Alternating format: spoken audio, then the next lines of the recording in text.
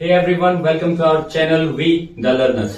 इस वीडियो में हम डिस्कस करने वाले हैं हमारी जो पोएम थी द बोल्ड पोएम, उसमें क्या क्या पोएटिक डिवाइसेस यूज हुए हैं, क्या राइम स्कीम है और फाइनली उसका क्या मैसेज है।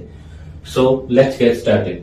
First of all, rhyme scheme. जैसे कि पोएम को पढ़ने से हमें पता चलता है कि what is the boy now who has lost his ball, what is he to do, I side go. Last में बोल आया, फिर गो आया, फिर देन आया, फिर water. Means there is no rhyme scheme. So we can say the poem has been written in blank verse. So कोई rhyme scheme नहीं है। Poetic devices. First is personification. Personification क्या होता है? जब भी किसी नॉन लिविंग थिंग में हम लिविंग थिंग्स की कैरेक्टरिस्टिक्स को डाल देते हैं, मीन्स व्यक्तिकरण या मानवीयकरण अलंकार जिसको बोलते हैं। जैसे कि पोएम में क्या बोला गया था, मैरीली बाउंसिंग, कि वो बॉल कैसे नाचती हुई गई, खुशी खुशी वो नाचती हुई गई। अब बॉल सैड है या हैप्पी है, ये नहीं होता ऐसा, लेकिन फिर भी हमने उसको क्या बताया पोएट ने कि वो बड़ी खुशी के साथ उछलती हुई गई पानी के अंदर।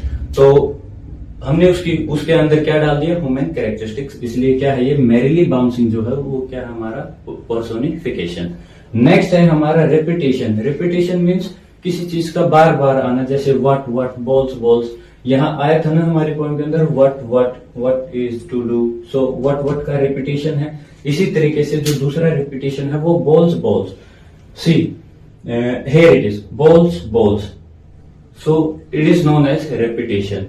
Next, our poetic device is alliteration. Alliteration means repetition of consonant sounds. B. Buys a ball bag. Means no one buys a ball bag. Here it is. Buys a ball bag. B, and again B. So it is our alliteration. There is a minor difference between alliteration and repetition. Repetition means repetition of words, but alliteration means repetition of consonants. Next is what is our message.